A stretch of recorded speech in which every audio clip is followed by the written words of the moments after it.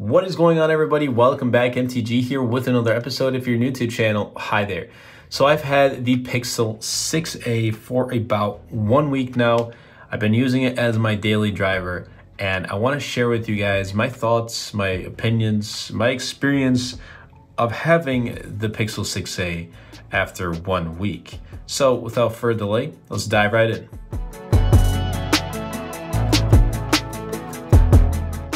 Now I want to first start off by talking about this display. 60 Hz on Pixel 6a, a $449 device running 60 Hz refresh rate.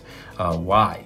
You know, other devices have 120 Hz for $449. Okay, but there is something here. In my experience, the 60 Hz has been super smooth.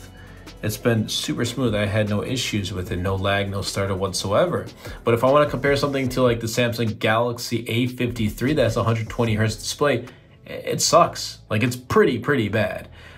With its 120 Hz display, it still feels really laggy.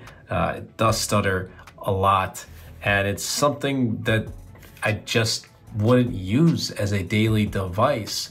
The Galaxy A53, the mid-range, Samsung really didn't do well this year, in my opinion, in the mid-range market, but their flagships still perform really great. Nonetheless, this 60 Hz panel that I've used on the 6a for my past week has been awesome. It's been great. I've had no issues whatsoever. So I really think it does come down to preference, whether you prefer 60 Hz on a device at this price point. Whether if 120 Hz or at least 90 Hz is a must for you. That really does come down to preference. But even though I'm used to using 120 Hz on other devices, this doesn't mind, or that doesn't really annoy me. I don't mind it at all. So I just wanted to put that out there with this whole 60 Hz thing. I think it's just more of a preference and what people have experienced in their use case. Some experience great things, some have not. My case, it's been great. Display has been awesome. Watching videos, browsing the web, it's been absolutely great. Now, another thing I want to talk about is the design, the overall design. I absolutely love it. I absolutely love this design, the dual tone finish on the back. However, it's really reminiscent of Pixel 6 and 6 Pro takes after them.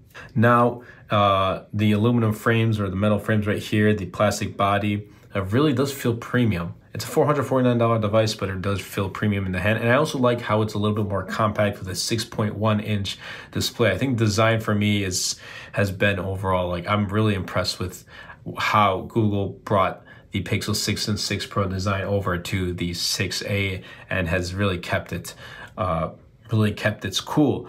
Now, that brings me to the camera. Why? Because I think Google's focus this year was more on design, aesthetics, software, and performance, which I'm also going to talk about software and performance in this. But the camera wasn't really a big focus because it's using the same main sensor as the Pixel 5, the 4, the 3, and the Pixel 2. So it's a main sensor is much older, but a good thing, camera has been really good on Pixel 6a. Because of its computational photography, daylight, night sight has been awesome. So I don't have any issue with the camera. Obviously, if you're used to the Pixel 6 and 6 Pro, you're gonna notice the difference. But for me, just taking stills, Google Pixel devices, you can't go wrong with the camera. Even if the camera itself is, the module itself, the hardware is a little bit older, you still can't go wrong with Pixel devices in general, and in this case, the Pixel 6a. But it just wasn't Google's priority to bring in like the same camera found in the Pixel 6 and 6 Pro to the Pixel 6a. They focus more on design, software, and performance, which is the next thing that I like about this. In my past week of using this is Google Tensor. It's definitely shown its power in here. It's been awesome. Having a flagship processor in a $449 device. They're going the same way that Apple includes with their iPhone SE. The A15 Bionic chipset found in the iPhone 13 series has been added into the iPhone SE. Granted, it's an older body, but that's for a different topic for a different video. Performance has been great on this.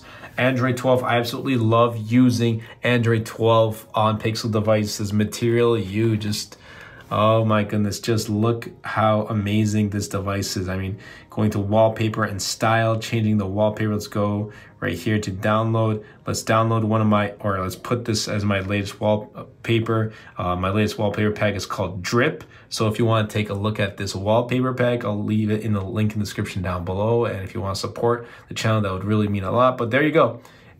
All my icons have been themed.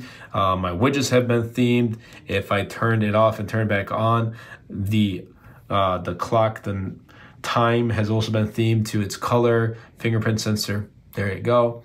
Now, another thing that I know is fingerprint sensor feels a little bit more accurate than 6 and 6 Pro.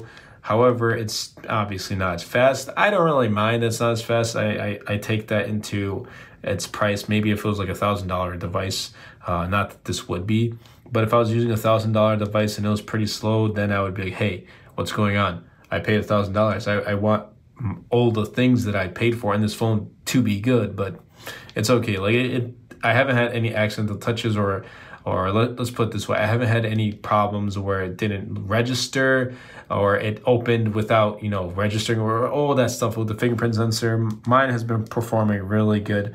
There have been some issues. See, partial fingerprint detected. Let's try that again. There have been a couple different issues I've seen from different users with Pixel 6a, like fingerprint sensor, the whole 60 Hertz. I haven't encountered any of those, so I haven't had any issues. Overall, I'm giving a really good positive feedback on Pixel 6a, and performance software has been great. Android 12, we're going to be getting Android 13, 14, and Android 15, and up to 5 years of security updates. I don't miss anything else. I don't miss the wireless charging. I kind of miss how it doesn't have fast charging, but it has a great battery. It has a great battery. This lasts me all day. In fact, I took this out of charge at 5:30. It's now 8:14. It's at 88% charged, and I recorded a bunch of other videos before this. And I did use this device from 5:30 up until 7:30 when I was started to record some videos for the channel that I hope you guys do subscribe and check out. Watched a couple of videos. I did browse the web. I did send some emails. So I was using this device since 5:30 in the morning, and it's still in the high 80s, which is a huge plus. And it lasts me easily 6.5 to 7 hours of screen on time. It's 4,410 milliamp hour battery, has definitely been really good. And I haven't had any issues with Pixel 6a battery or Pixel 5a battery or Pixel 4a battery. Like, I feel like the A series devices don't let me down, especially when it comes to batteries. Some may agree, some may not, and it really does come down to preference and how you use the device. But for me, it's been awesome using this device for 1 week. My main SIM has been in here. I really don't have any complaints at all. I think this is a perfect package for $450, especially for those in the US. These main competitors are probably going to be the iPhone SE3 and the Samsung Galaxy A53. And even then, I still think, especially comparing it to A53, this is going to be the better choice. But if you want to compare it to iPhone SE, then it comes down to, hey, well, are you invested into iPhones? If so, then yes, go the iPhone. If not, then definitely choose Pixel, because once you pick up an iPhone, you want to pick up a pair of AirPods and an Apple Watch, and then it just keeps going from there, and you're going to kind of be tied into that ecosystem. But for Pixel, I think it's probably going to be the overall choice for me. I'm absolutely enjoying this device 1 week later. These are my thoughts. This is what I experienced. You as a user may have different experiences and thoughts. Let me know in the comments down below what you've experienced, your thoughts, your opinions. But I think having different thoughts and opinions about different products is what makes all of us unique. I'd like to hear what you guys think about Pixel 6a in the comments down below. But that does conclude today's episode. I hope you guys did enjoy. If you did, be sure to smash that like button, comment down below, and best of all, share this video because it really does help out the channel a lot and will help push my content out to more people. Anyway, that's been it from me, and I'll catch you guys in the next episode.